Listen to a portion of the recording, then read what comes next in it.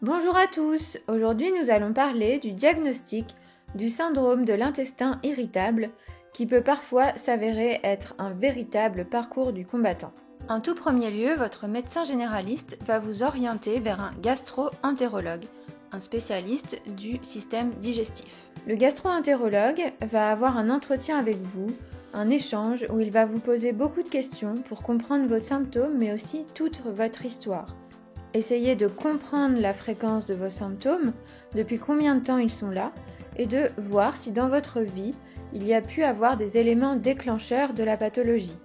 Le diagnostic du SI peut être posé dès ce simple échange, c'est pourquoi il est important d'être complètement transparent et à l'aise avec son gastro-entérologue. En revanche, si votre gastro-entérologue suspecte une autre maladie, il va vous prescrire plusieurs analyses, dont une prise de sang. Elle permet de doser différents marqueurs biologiques pour ainsi éliminer d'autres maladies. On mesure alors la CRP ou C-réactive protéine, qui est témoin d'une inflammation, ou encore l'anticorps anti-transglutaminase, témoin lui de la maladie cœliaque, ou enfin la TSH pour Thyroid Stimulating Hormone, qui est le témoin d'un dysfonctionnement de la thyroïde.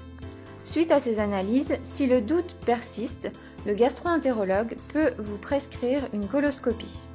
Et qui dit coloscopie générale dit anesthésie générale. Donc un petit détour par la case anesthésiste, puis il ne faut pas oublier la fameuse préparation à la coloscopie qui consiste à suivre un régime strict pendant quelques jours, c'est-à-dire un régime sans résidus.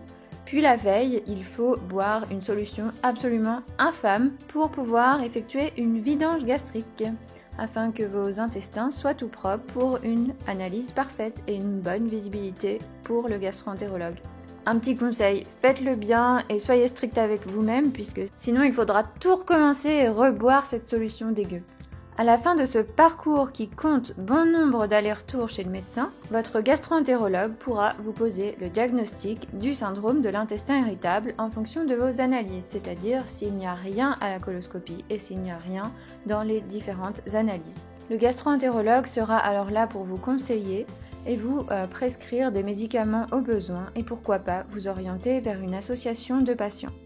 Rassurez-vous, ce parcours assez long n'est pas toujours le cas standard puisque un simple échange avec le gastro-entérologue suffit parfois à diagnostiquer le syndrome de l'intestin irritable. Voilà, c'était Cléo de pleasemindthegut.com. Si vous souhaitez être informé des dernières actualités, n'hésitez pas à vous abonner à ma page YouTube, Facebook ou Instagram, aux pages du même nom, Please Mind the Gut en un seul mot.